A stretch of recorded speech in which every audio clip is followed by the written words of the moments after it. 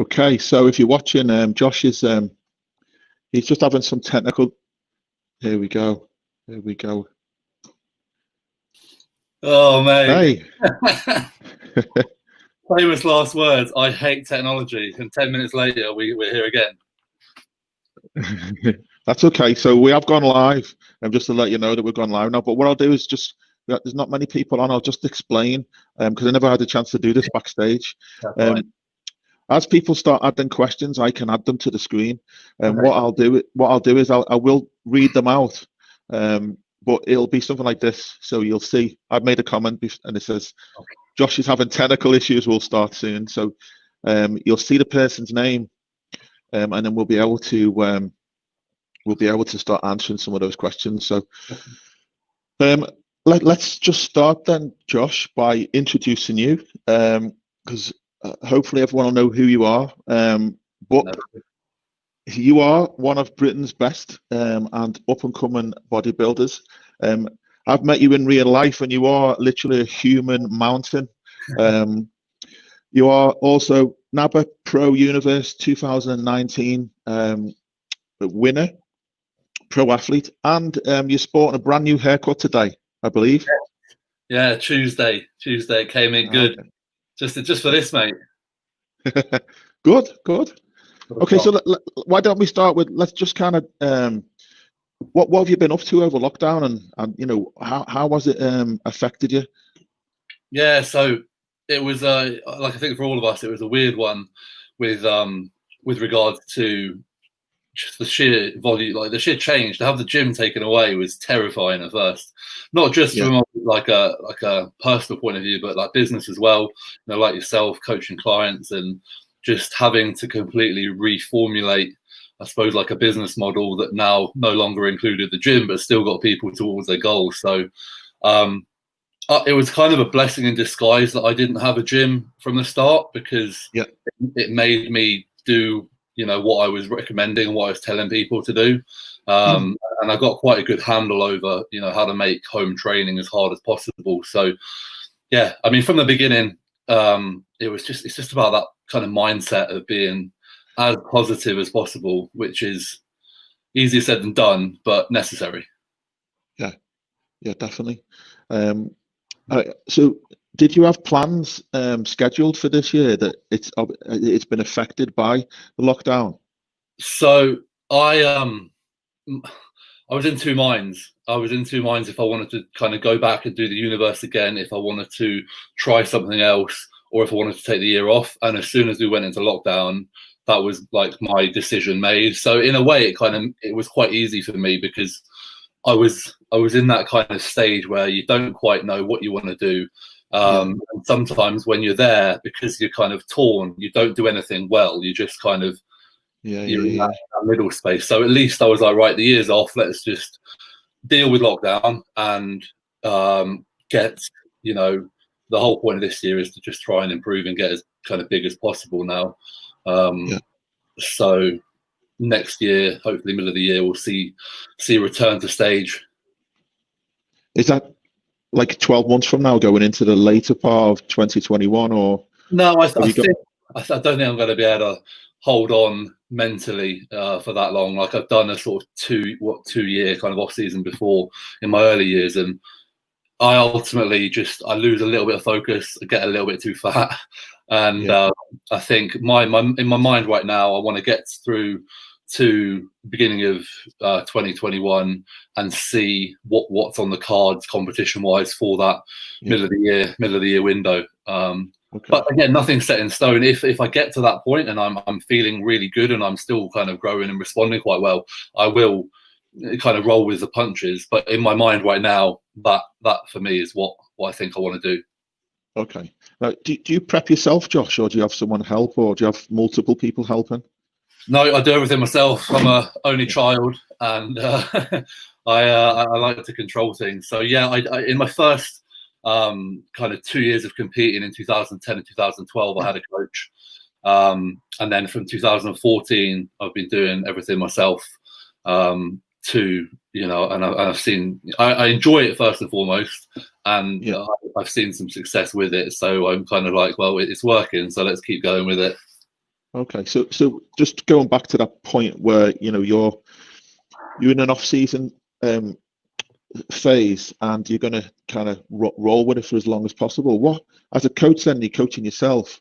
What kind of, apart from the fact of you like literally can't take it any longer, or or you've got too fat, like you said. But what kind of do you measure specific things that'll show that you literally have gained as much as you can and you're ready, or is there particular markers that you're looking at and things as a coach to yourself? Yeah, so I mean, a lot will be visual, because I'm not one of these guys who off seasons particularly well. Like, some guys when they off season, they just seem to put fat on their arms, fat on their chest, and fat on their shoulders, and they look even better. I just seem to put it on like my gut and my lower back, so I'm looking like a bit of a pudding. So that's a big one for me. Not to reach that level. Because I am like one of the heavier, bigger guys. Like, I'm 320 pounds right now. Health markers like blood pressure for me are important, and I don't want to. I want to try and have the longest, healthiest career I can. So if they are things that start, not looking so great, then I will be pulling back, mainly with that. I mean, I'm quite happy, although I don't like it. I'm quite happy to get fat because I know I can get in shape. So if markers, and what else do I track? I track blood glucose, and on the whole, my blood glucose is quite good. When I get blood work done, and I'll obviously have a look at kind of HbA1c, diabetes markers as well, and they're always in a good range. So it's just about monitoring everything as a whole, and I go a lot more on feel now. Like, I don't like feeling, and I know it kind of has to happen at some point, but I don't like feeling constantly full. I mean, I know who does, but like, I really don't like it. I don't like feeling really out of breath. So 320 is, for me, is like a good weight. I'm still doing, cardio every day. I still feel good. I can still train at a high capacity and recover well. But if there comes a point where, that goes down, then I'll again reassess. But I kind of break things down. So like, in my mind, I know I've got like kind of another 4 weeks of this kind of push, and then I'll be taking like a kind of 6 week break, but probably just looking to hold weight more than anything at the moment. That makes sense. And then looking again at another sort of 12-week push up, and then that really will see me pretty close to the end of the year. Yeah, that's good. It makes sense to go with how you feel, because you're the only one who can feel if you're getting out of breath. If you literally can't, you're like trying to get this next spoonful in and you can't eat it. Okay. And it's like, at a certain point, your body just, it doesn't. You're eating food and calories are going in, but in the same manner they're coming out pretty quickly too.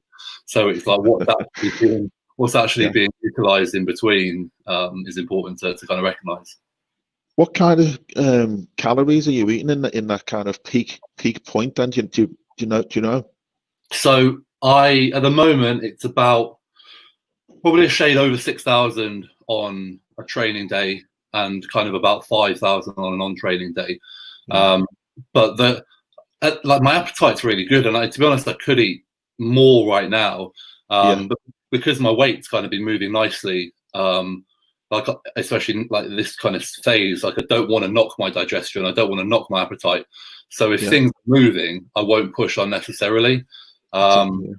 So like that, I have quite a good like variety. I mean, every day is the same, but throughout the day, the meals are different. And like this has been one thing the past kind of 2-3 years off seasons have definitely improved, because I've been more conscious of, maintaining appetite and holding that, and being able to get the food in more comfortably. Do you within that 6,500 calories, then is that quite clean, nutrient dense food, or is that additional kind of lower kind of nutrient crap food as well?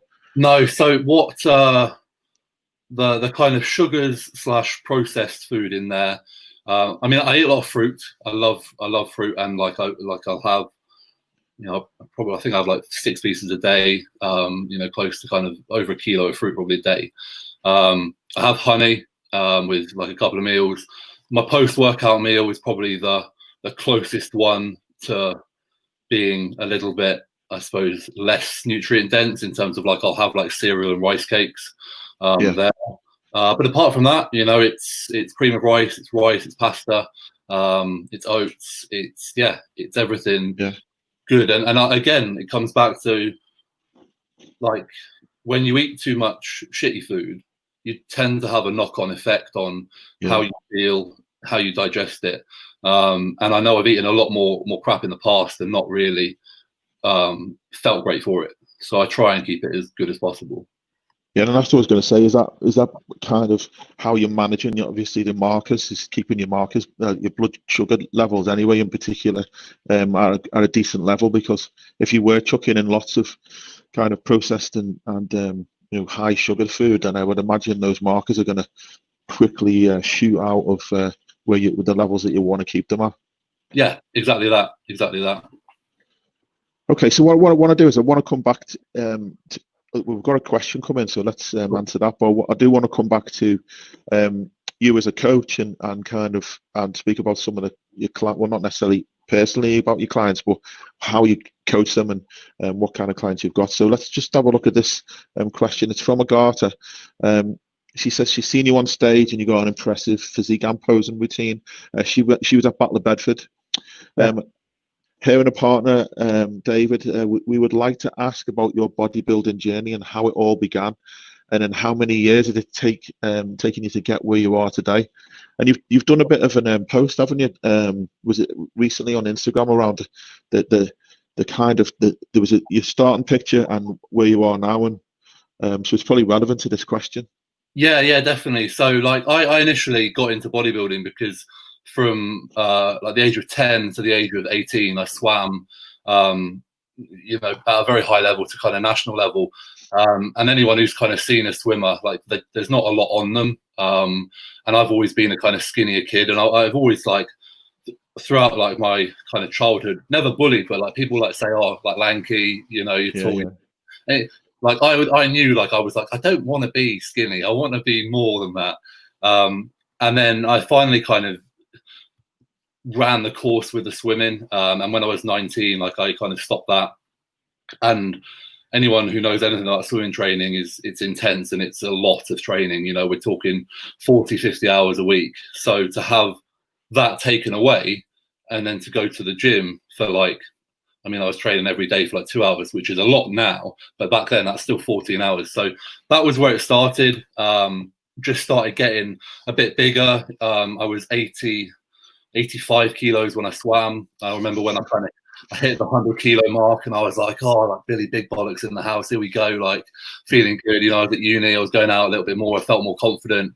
And then I just love, I've got a very kind of routine and addictive personality. So when everything about bodybuilding suits me, you know, the training frequency, the kind of attention you need to pay to your food. I actually did like a video today for YouTube on like my logbooks because I just came across them in a little spring clean. And I've got to ask you about that. Yeah, so I've got logbooks dating back from 2010, which was before the first show I ever did. So kind of from then, I've been pretty meticulous with tracking things and progressing things. And then when I came to 2010, one of the guys I worked in a gym just as an instructor, and he was like, "Have you ever thought about competing?" And I still didn't look like a bodybuilder, and I was like, "No, definitely not." But he was like, "I'll try."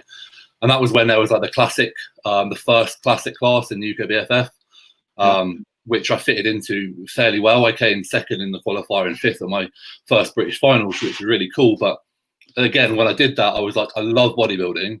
I love being on stage, but I do not look how I want to look. So there, I took 2 years out. 2012, I looked a bit better. 2014, I started with NABA. I saw some success early, which is obviously always a boost to anyone. And then from 2014 to 2000, and well, here we are. Like I've competed every year with either NABA or PCA, and yeah, it's just sort of snowballed. Yeah, I mean, I followed your career for quite a long time. I probably one of my very first shows was in I forget the name of the venue now. It was UKBFF Classic, and it was around. It was one of the very first. It was 2012 or 2011. Right. I didn't actually qualify. I didn't even place top 6 that day. There's about 40 athletes on the stage. Oh, it got really popular. Yeah. So. No, I mean, it was a great class to be to, because I literally missed the junior. I competed for the first time when I was 22, and that was when the juniors was 21. And in all fairness, I think had I stepped in the juniors, I probably would have not carried on bodybuilding, because I would have been dense guys like, you know, James Hollingshead, Jordan Peters, who from a very young age had a lot of dense muscle, and I just looked, you know, I looked classic to an extent, so at least that worked. With someone your height, you're able to hold an extreme amount of muscle. So if you haven't built that tissue up, you are going to look, you know, still tall and just not full, like JP and the others. So yeah. So let's just go back then when you were talking about, obviously you're an online coach, and what kind of how long have you been doing that for? Tell us a little bit about it. Has it got a name? As people can, you know, have a look for it? And what kind of clients do you take on board? Yeah, so the business name's Team Viking, which is obviously kind of appropriate given that a lot of people know me as the Viking. And I've been doing that full time now for about 18 months, but it's kind of been growing for like 5 years prior. Like until 18 months ago, I was still working full time, like PT in a gym, and then that was like a side thing. And in terms of kind of clients, it's everyone and anyone. Like I said, I come from a PT background where I had clients who, you know, were lawyers and doctors and working 50, 60 hours a week and just wanted to stay healthy enough to kind of continue with everything. And I've got guys who, you know, have been competing and stepped on stage. So that gave me a really good base of, you know, understanding a range of clients, a range of physiques, a range of bodies. Obviously with the online work, it works better with people who are more highly motivated. You know, PT, you can get away with being the motivator and dragging people through. Whereas online, obviously you're requiring people to do a lot of the work themselves. So the kind of demographic I have now are, you know, more kind of early 20s to, you know, 50, 60. And the older guys tend to be the sort of competing like masters guys. You know, guys and girls. Yeah, so I've got a nice blend. It makes every day interesting because I get to talk to different people with different lifestyles and, you know, try and make the best fit with regards to training and nutrition for them. Yeah, that's good. That's interesting. So obviously you mentioned that you used to work in a gym, and where do you still train at that gym that you work at? Is that, or do you go to a different gym? No, so I worked for about 5 years with Mark Coles, who you might come across. Yeah, from M10. Yeah, so I worked there. Yeah. Like that's based in Nottingham, which is about kind of 40 minutes from me. So that was like a, you know, I commute there and I'd spend all day there. I'd train clients, I'd train myself. But like before lockdown, I was training a little bit more locally at a few different gyms. Obviously throughout lockdown, I've been training next door in my spare room. And more recently, I've been training with one of my friends over in Ilkeston. So that's probably the gym that I'm going to continue to train at, because we've just got a really good setup of things kind of going, not only the kit, but the kind of partnership, because I've never really had a training partner. Right. So yeah, the past couple of weeks have been really cool for that. Yeah. What's the name of that gym? So that's Ilkeston Health and Fitness. It's Jamie Johal's gym, aka. Oh yeah. Okay, so, yeah. I know Luke and some of the guys from our gym here at Corpus, and before the lockdown they went over and trained there, and he said they really enjoyed it. Yeah.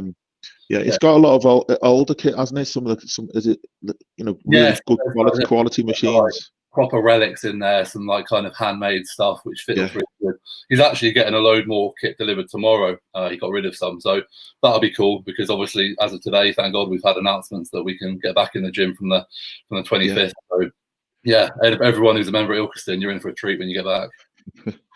And I suppose you know, trying to find a partner, like a training partner for you is really difficult because, you know, me and you and you know, completely different height frames and things. If we were to try to partner up, it'd probably be quite difficult. But Jamie's probably similar height to you, isn't he? And probably an ideal to kind of do the same type of exercises and training. Yeah, it works. It works so well. Like I did a podcast with JB for his podcast, and we've been friends. Like I train clients out of his gym once a week before lockdown. Anyway, we've been friends for years.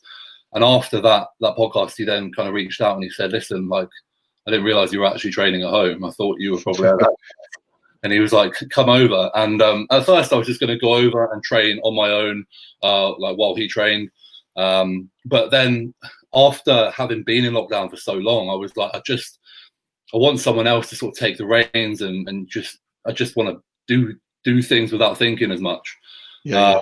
You know, especially as like that's all I do with coaching is just think about training. And I thought it'd be quite nice if I could just do something for a change. So yeah, I asked to train with him. He trains with another lad as well called Jimmy. So there's the three of us. Like I said, I've never had like a proper training partner, so it was a whole new dynamic for me. Their style of training was kind of similar but different. And it's fantastic. It's just brilliant. Like they're both strong. You know, Jimmy's a little bit shorter, but still, you know, in terms of kind of weight wise, we're all very much of a level. And now I'm kind of back in the swing of things. I'm able to be like kind of push a little bit more and just, like look at challenging a bit, which is again, it's fun, really great. Yeah. Don't you think that's one of the hardest things though? You know, you just mentioned it there about obviously coaching. You're having to think about everybody else, and then when it comes down to, you know, doing coaching for yourself and prepping yourself and doing your training and all that, it kind of becomes really hard to manage yourself and all the clients. I mean, I find that myself. Yeah, so I've got an ability to sort of detach myself from like overthinking, especially on prep. So, you know, like with any client, I sit down with myself once a week. I go through like my feedback and, you know, have I lost weight? Do I look better? Do I need to change? I make changes and then I just call it a day. And that's it. Like once they're made for the week. And because of that, it's always worked quite well. Like I don't tend to second guess myself too much. Obviously, there's always a little bit of background noise. You know, we all know on prep, we'll walk past the mirror 1 minute and we'll be like, "Oh God, what's that?" And the next minute you'll be like, "Oh, I'm ready." So that's the way I deal with it. I just detach and, you know, execute the same as I would if it's someone else kind of in front of me. Okay, so be interested to know. Obviously, you've done this video today around your logbooks, and on that video, you're talking about kind of progressive overload or progression. Now you've obviously started training with Jamie, and what kind of progressive model are you using? What system are you using in your training? How are you tackling that? So the approach I sort of developed and have stuck to for the past like 5-6 years is, you know, there'll be 2 or 3 progressive overload movements in a session, and then there'll be some isolation and some sort of more metabolic work. Jamie and Jimmy, they follow a much stricter progressive overload approach. Like there's pretty much 6 exercises a session, 2 working sets, and that's it. And at first I was like, oh, it's not enough volume for me. But then at the same time, the whole reason I wanted to do this was to get that change. So when I said it's same but different, that's what I meant. Like the thought process and the focus on progressive overload is the same, but then their control, I suppose, of volume is probably a lot better than mine, because it means that, you know, everything you do is worth doing. You go away, you recover, and then you look at going again. And fortunately, a lot of like the exercises that they choose and they do are ones that kind of fit with me really well.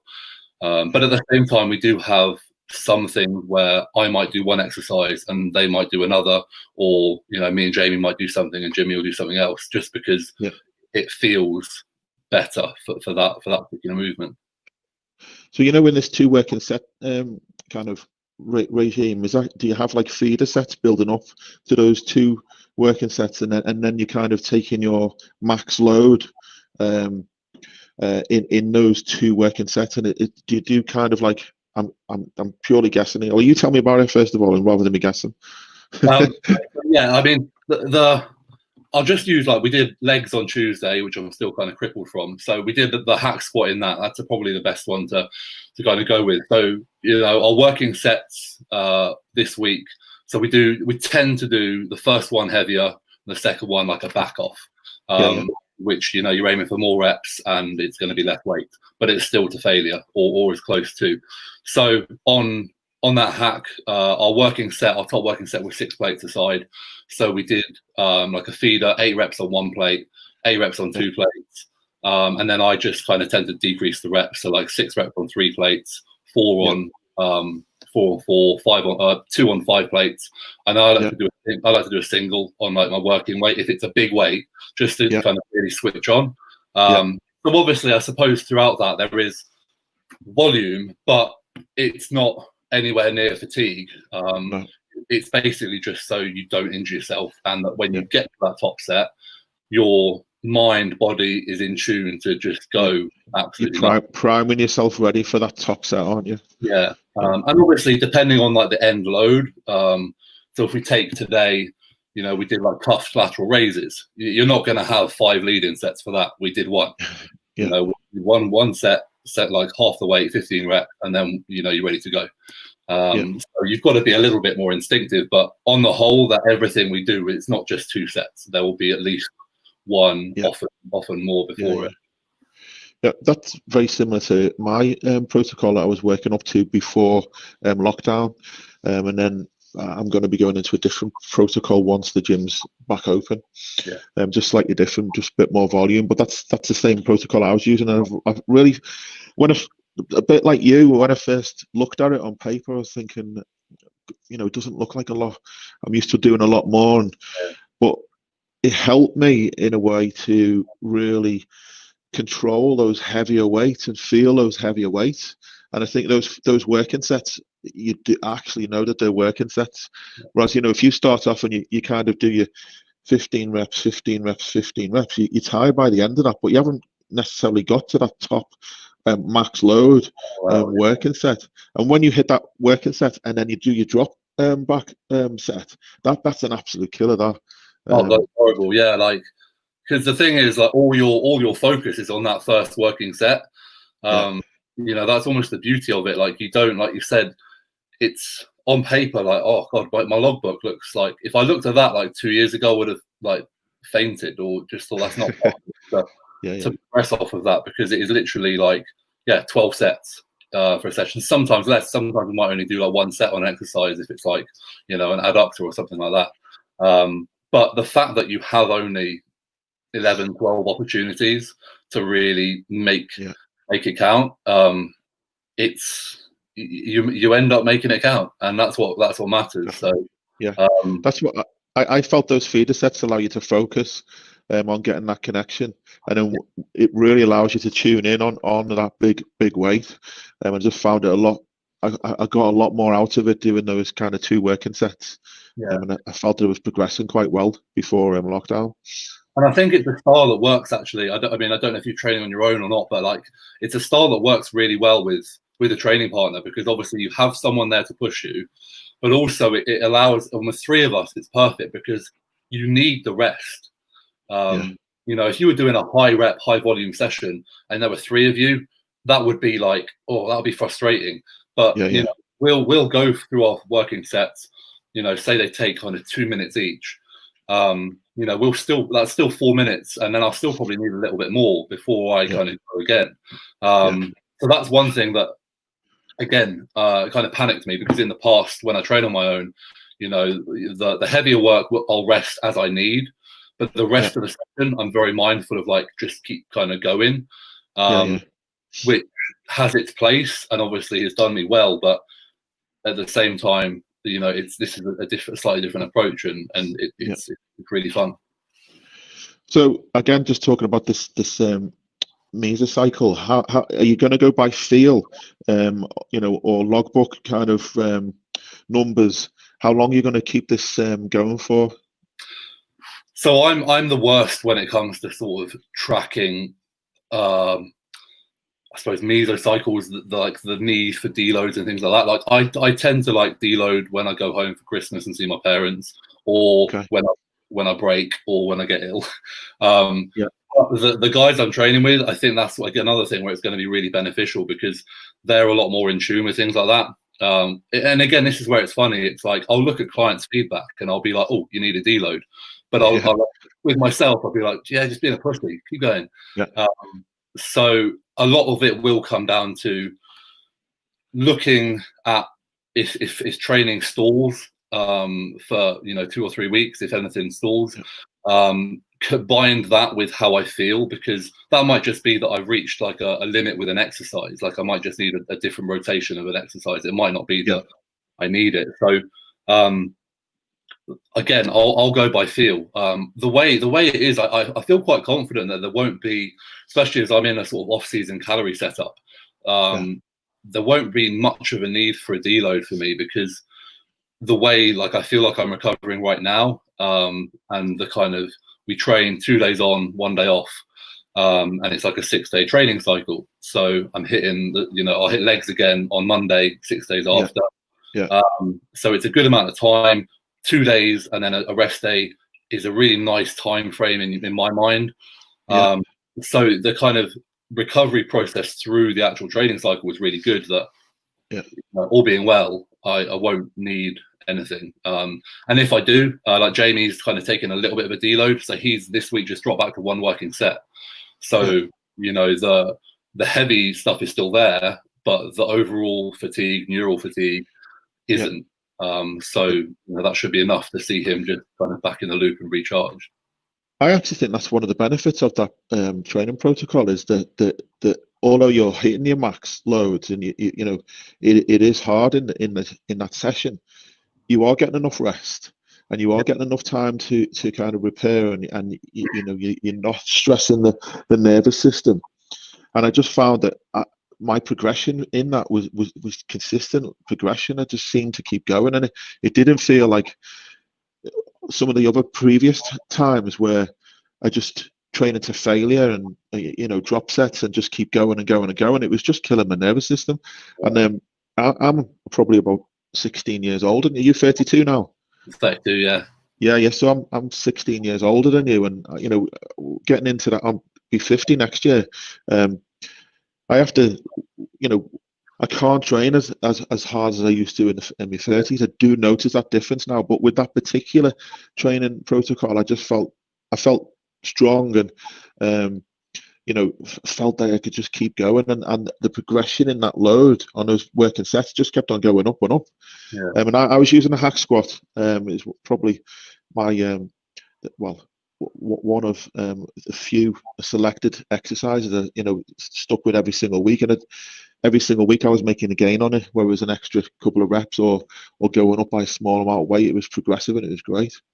And that's it. Like I think for some of my older clients, like the main thing I kind of change is maybe looking at the rep ranges and not putting them in a lower rep range where there's going to be more joint stress and more force to the you can fail. You can fail and still push your body damn hard, 12, 15, 20 plus reps. And in fact, that's one thing as well that kind of surprised me with the way these guys do things, is even their first working set, like there aren't any, there's very rarely we'll get under 10 reps.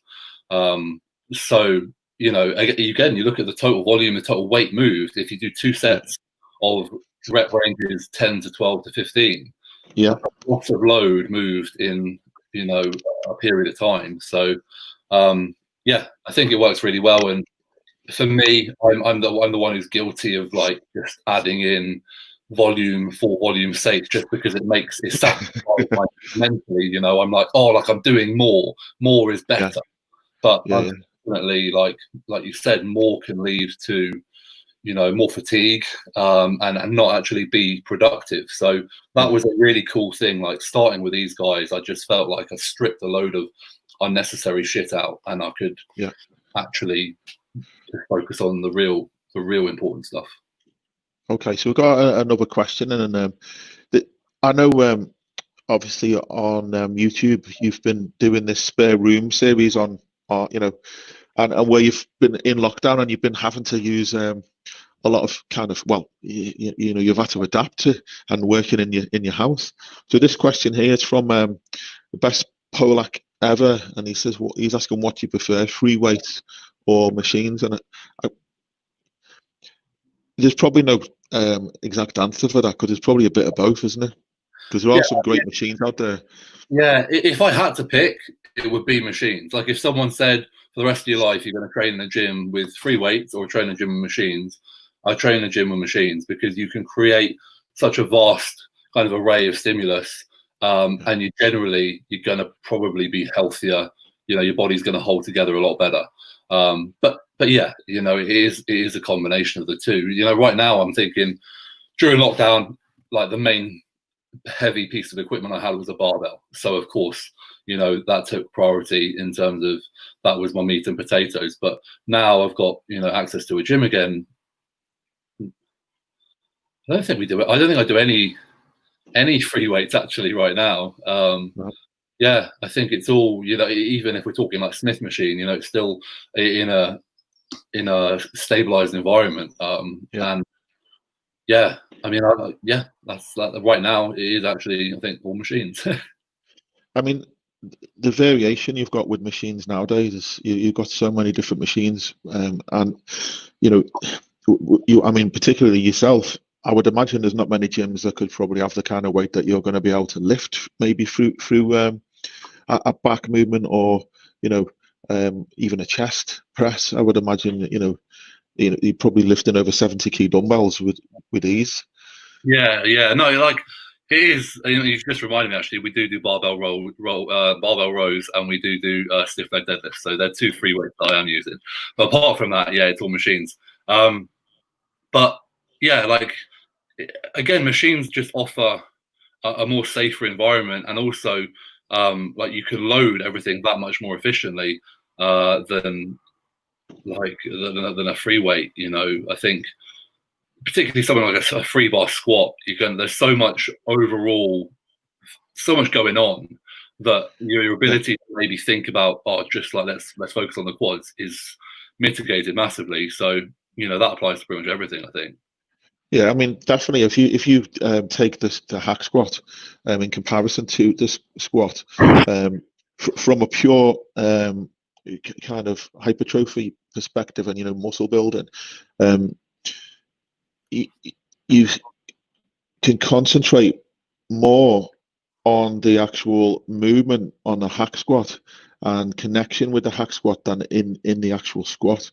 In a squat, you're moving that weight safely and trying to not bust your back or at the bottom of it. So yeah, I get what you're saying there. We have got a guy that's actually he's a friend of mine. All right, Sam. He did actually see you at the backstage at the Battle of Bedford, and he's actually he's got his own squat rack in his garage, I think it is, and he's been lifting quite a lot of weight. Sam, you'll have to tell us exactly what kind of weight you've been squatting. I know you've been pressing as well, chest pressing. So Sam wants to know what kind of weight you squat. I'm not sure when the last time you actually squatted. So Josh. I retired from squatting when I did 180 for 20 reps, and I was absolutely mashed after that. And I was like, that was like a big target. I was like, that's a decent weight. So not many people are going to do 20 reps on it. I got it in my head. I did it. I felt like shit for about 2 weeks. I was like, no, I'm done with squats. Let's move on. So yeah, I've never done like low heavy reps on anything. Like I'm strong within a bodybuilding setting, but like I'm not strong. Like you put me against a strong man or a powerlifter, and it's a different sport, and you'd be able to tell. Yeah, oh, definitely. Yeah, you're not trained for to be a strong man. Yeah. Well, here's his figures. He's telling you what he's done himself. So that's three squats for 260. Yeah, can't have on near that or the bench. Yeah, and 190 on the bench. He is strong, Yeah. but he is focusing on a lot of weight. So, but again, like it's the perfect situation right now. Like for guys that do have that weight, like that's getting barbell and plates. Like it's not as hard as trying to kit you. Like if I've had a few people saying, "Oh, what would you do?" Because I live in an apartment, so I can't even get that much shit in here because I might go. So I've been I've been rowing. I think I rowed like 160, and I was like, I don't know if this is going to take, like, because I'm, 140 kilos plus. I was like 300 kilos in an apartment. This isn't built for this. But like for everyone else, like if you've got a garden, if you've got a garage, barbell plates and get strong as fuck is going to be a very good, or will have been a very good method to kind of take you through lockdown. And it's certainly something I've encouraged with quite a few of my clients who are able to kind of do that sort of training. Yeah, because a lot of people who have got garages have converted them and got like a squat rack or and a bench press in there.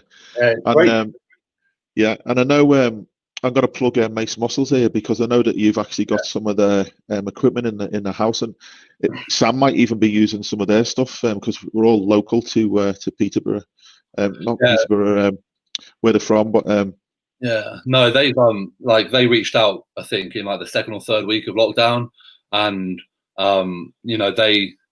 they helped me so much because I was, for the week 1 I was working with some bands. Week 2 I got a barbell and like a little bit of weight. Week 3 they stepped in, they sorted me out with more weight, they sorted me out with the dumbbells, the short bar, and then more recently like the squat stands as well. So and that's they gave awesome. That looks awesome. That squat stand. Yeah, no, they're so heavy duty as well. Like it's a serious kit. Like obviously I'm not using them now, but my one of my like end goals is to have like a decent unit wherever I live, like a good space where and they'll be there because they are not going to deteriorate anytime this millennium. Okay, so have you heard the news? I'm not sure if you've heard the news yet, but we've got told today that the gyms are opening on the 25th. So you know that, yeah. Yeah. That's really good news, isn't it? Because I know again I've seen one of your posts, and you were quite like all of us are saying, why the bloody hell haven't you opened the gyms? And it's good to see that things are coming back to normal, and that the gyms. That's only how many? That's about 2 weeks away, isn't it? 3 weeks away nearly. Yeah, 2 and a bit weeks, I think. So yeah, I mean, obviously, like you said, for us, we've been fortunate to have access to a gym, but the big thing for me is like I live very vicariously through my clients, and like they'll check ins, they're doing their best, but they're frustrated. And like obviously until 2 weeks ago I was in the same position, and I think that the hardest thing was when the 4th of July came and there was all that talk and all that hype, and then obviously just nothing. And I think so many people, it was like a real sucker punch, because our hopes kind of got elevated. So to have this now, like I can't wait for tomorrow's check-ins, because although yes, we've still got a couple more weeks, like I can start getting guys excited. I can start planning, start putting programs together, and it's a huge thing. And I'm glad it didn't take too much longer, because around me the pubs have been pretty quiet. Like no one's been a complete idiot, but I've seen photos and things. But it's just one of those where like, why? Where's the rationale apart from just financial? So yeah, thank God. I know, obviously, with my clients and myself, when we started lockdown, the bands sounded like a great idea, and I'm still an advocate of those bands. But for me, there's only so much I could do with those bands. After like second week, I was starting to feel the limitations of it, and you can only do so many reps with a band, and if you're getting up into the 30 rep range, it becomes so boring to try and get to failure. So I also got some weights from Mace Muscles myself, and I've got a few other I've got a double garage, so I've managed to get that out myself. But yeah, that it's been frustrating with my clients to try to get them to progress when they've got such limited kit. And I've got a couple of clients that are competing this year. They've still got the in their mind that they want to compete in September, and one of them particularly, so we're not far away now, and she's had to keep training in a garden effectively, with very, very little kit. So it's a huge boost to be able to get those now with confidence, to say, be able to get you back in the gym and training hard, just put that last little push before September to try and just develop a little bit more tone and shape. And that's it. Like, I think for me that the hardest thing is like like you say, it's not having until now having that set date where I can give someone like that hope, because like I'll get check-ins and we'll kind of finish a check-in. It'll be like, hopefully we'll hear something soon. But until then, keep on working at home with your bands. So yeah, it's huge. I'm sure your clients are saying, like, everyone have done incredibly well. They've done everything they can. And I mean, from the beginning of the lockdown, I was very, very honest. Home training was a new experience for me. I was skeptical, and realistically, a lot of people aren't going to see a huge amount of progression during that time. But what can they focus on? It's about kind of maintaining. It's about kind of focusing on slightly different training methods. And again, people have adapted very, very well to that. And I know when I went back to the gym 2 weeks ago, it was the most euphoric feeling. So there's going to be a lot of happy people out there. Yeah, definitely. Sam's asked a good question, and it would be good if you ever did fancy coming to our gym, Luke Nichols' gym, Corpus,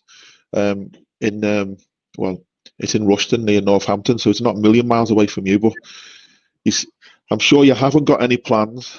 But if you did come to Corpus, it would be amazing, and we've got some good kit like Jamie's, similar to what Jamie's got. So, I mean, I haven't got any plans in general, so it sounds like I can make a plan with that. I mean, it's nice, definitely, yeah. I know Luke would welcome you with open arms, and I'm sure a lot of people in the gym would love to see you there. So I could speak on Luke's behalf that, anytime you want to come to Corpus, you're more than welcome, without a doubt. That'd be awesome, definitely, yeah. Make a trip. Oh, okay. So let's just so I know you've obviously turned pro for NABBA, and now you're obviously off. Well, I don't really use the word off season, but you're in a growing phase.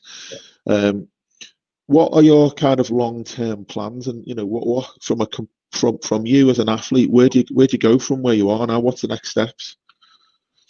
So it's been a lot of what this year's kind of been going on in my head is like, what do I want to do? And I'll be honest, I'm very good at pushing myself very hard day in, day out, and that gets you places. That's what's going to get you places, rather than fantasizing about becoming Mr. Universe, becoming whatever. Like, all my successes has just come as a byproduct, really. Like, I never set out to be Mr. Universe. When I got within touching distance, like, of course, that became something that I wanted to kind of get to. But like, now I've kind of done it, I don't know is the honest answer. I would love to get my IFBB Pro card at some point, because I think it's just a kind of another achievement. And I think logically, if we look back at kind of people who have been through NABBA and then where they've gone on to, it tends to kind of be in that transition. But I don't know when. Like I said, next year I am going to have a look at what shows and what federations are about. A big thing for me with NABBA is I just love competing with them. And I bodybuild because I like to bodybuild, for no other reason than because it's just a lot of fun for me. It gives me passion, it gives me drive. I structure I do what shows fit with everything. Like, I don't pick a show and make things fit. So if that means I stay with NABBA or PCA, which again have been really good to me and good for me, I'm not sure. So it's a bit of, I've been asked that a couple of times lately, and I'm like, I don't know, and it just sounds so lame, because I think a lot of people assume that when you're at a certain position, you have this like laser-like focus, and you know exactly what the next 5 or 10 years are going to look like, and you're going to be Mr. Olympia in 2032. But like I said, like I've always just gone, what am I doing right now? I'm trying to grow. Right, then today I eat this and I grow. And tomorrow I do it again and I grow. and then I grow so much, and I feel like I want to compete, and I do the opposite, and then we see what happens. And you know, it sounds very basic, but I'm quite a simple human, so it works well. To be honest, that's kind of how my bodybuilding kind of progression has been. I kind of just do what I wanted to do. I've never ever said, I want to compete at the universe, or I've never said I want to get an IFBB pro card, or I've never said any of those things. I just kind of get in my best shape, try and grow as much as possible each year, and then I pick some shows that I actually want to go to and that I'm going to enjoy. So all the and I've picked quite a few different federations, and I love certain shows, and the promoters there put on a great show. Or I love going to different countries as well and trying different events in different countries and meeting different people. So for me, bodybuilding isn't about me winning a particular kind of title. It's about me enjoying things and meeting people, and literally, there's certain federations I've like you with NABA and the stuff, I've enjoyed more than others, and I think I will probably keep continuing with those. But I think a lot of people probably, your fans particularly, will be looking and thinking, well, the next step's got to be IFBB Pro, hasn't it? He's got to be aiming for kind of the Olympia. But why put yourself under that much pressure when the simple approach is, well, let me just grow and see where it takes me. Yeah, I'm pretty good at assessing and being realistic with my physique, and when I feel, good and ready, I'll do what works and what suits.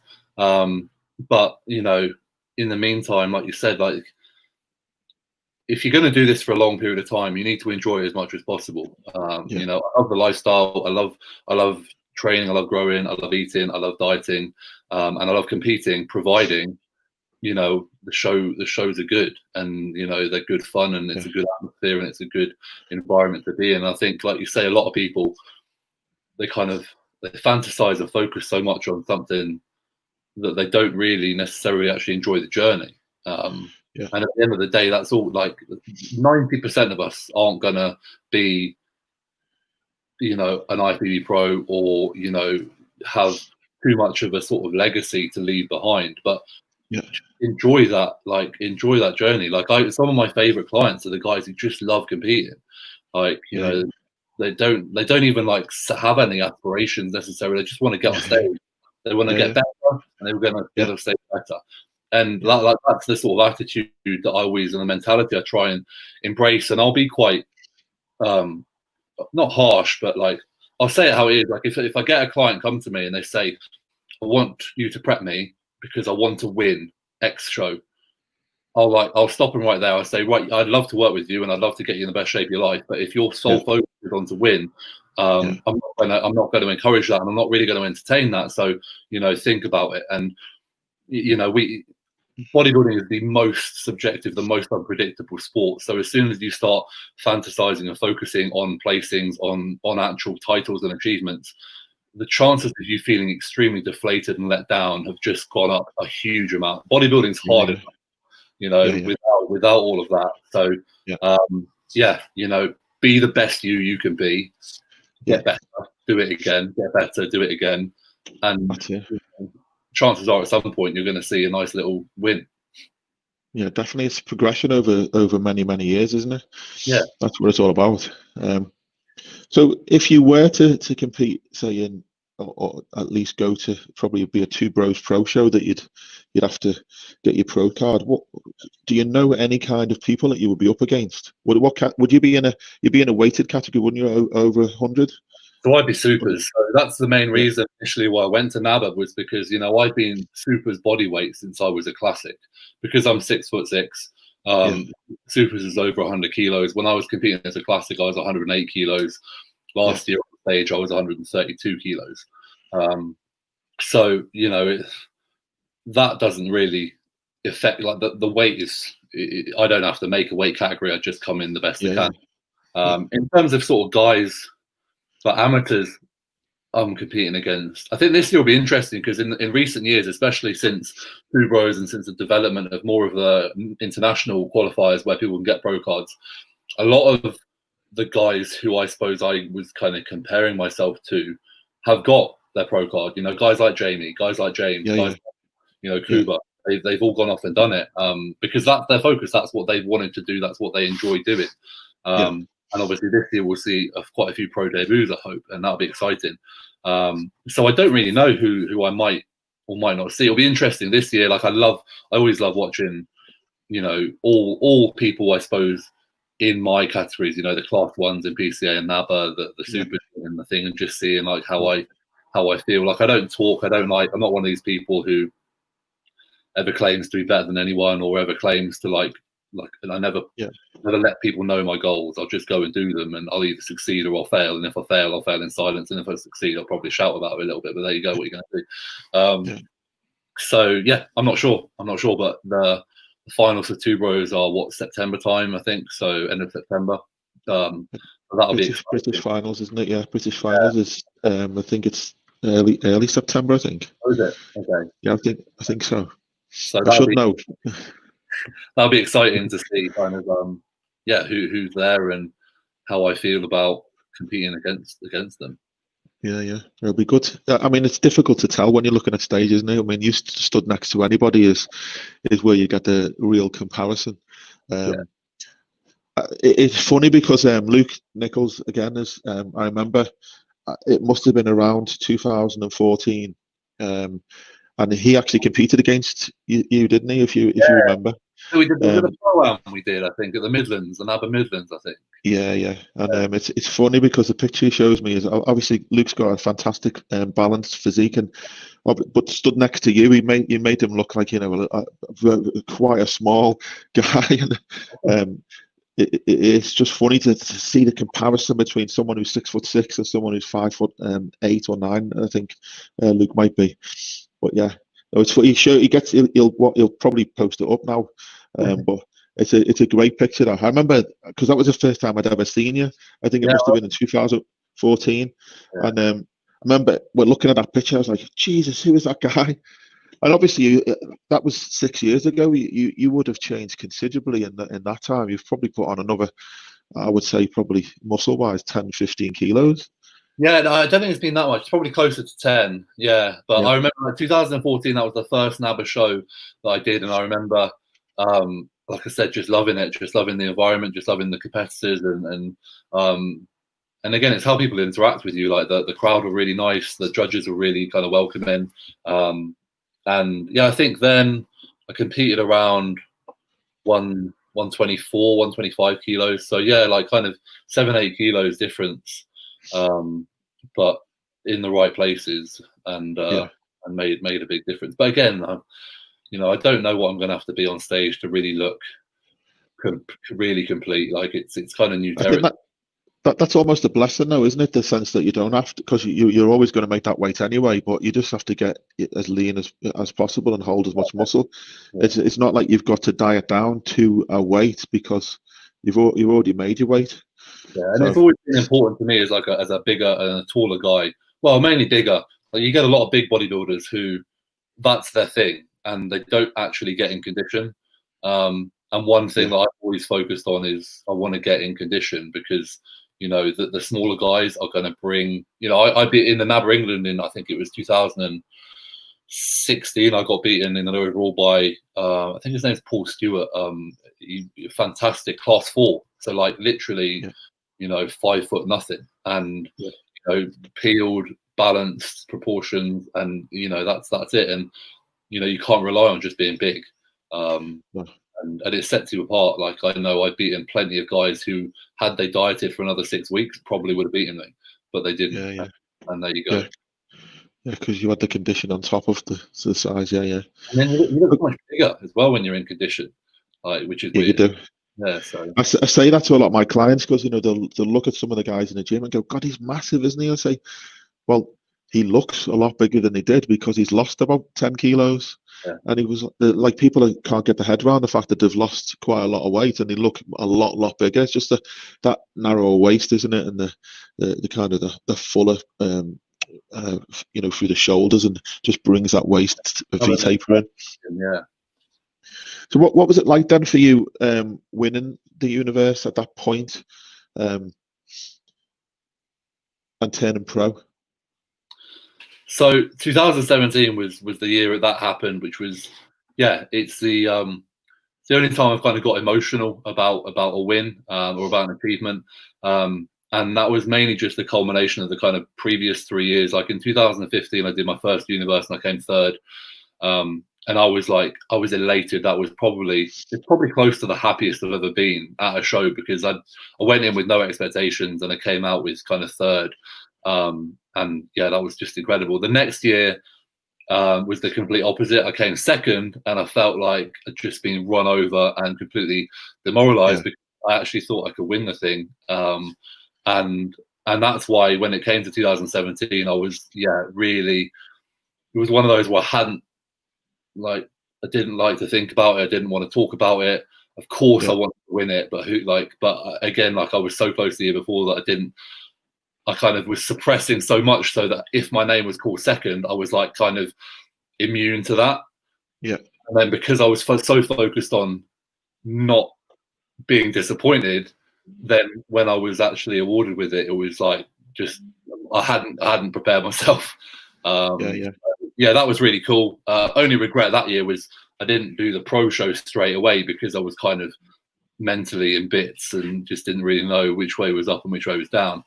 But then 2018 I did it and that was great. And then last year obviously I managed to win it, so that was close. Yeah. Luke's just joined actually, because he was busy doing a class, but he said he's late to the party, and he says you've been there, and looking fresh, making the most of it. Yeah, he says I am too, but we were just talking about you, Luke, actually. We were talking about you when you were on stage with Josh back in 2014. Yeah, the first. Hang on, sorry, I'm getting confused with So we're nearly come to the end, Josh. Do you want to plug your businesses anymore? You know, you obviously got the what was it called, the Viking? Yeah, Team Viking is my online coaching. The business. Sorry, say again. Yeah, so Team Viking is my online coaching business, and if anyone wants to inquire or has any questions about that, my email's on my Instagram. I am active on Instagram. That's the kind of main place where people can get in touch, and if they just fire me over a message or an email, I'm pretty good at getting back to people. So yeah, that's the best place for that. I always feel weird plugging things. I'm like, if you want it, just come and get in touch. Yeah, but and you can follow your YouTube channel as well, and that's Josh the Viking Maley, is it? People ask me this because YouTube's a fairly new thing for me, and I'm not very good at Instagram is like a picture. I can handle that. YouTube's like, oh, I'm a bit. You saw the beginning of this bloody podcast how terrible I am with so YouTube's pushing the boat out a bit, but again, I like a challenge, and I think it's Josh the Viking Maley on that. There may be bodybuilder involved as well, but I'm sure if you just search my name, it comes up. I'm sure. So there is some good content on there, and it's worth having a look at Josh's channel, because if we have still got 2 weeks till the gym's open, and Josh has gone through all the different exercises in his spare room, so I'm sure you get some good tips from Josh still now in the last 2 weeks before the gym's open. Looking forward to getting real training content on there as well, so stay tuned for that. Yeah, definitely. Luke Nichols has just said that was the first time that you met him. Yeah, and well deserved uni win. Yeah, no, I've always enjoyed bumping into both of you guys, to be fair, and it was a real pleasure last year being at your show, and I'll be there again this year, but I will be fat and hairy if it's going ahead. That's okay. Josh, it's been great to have you on.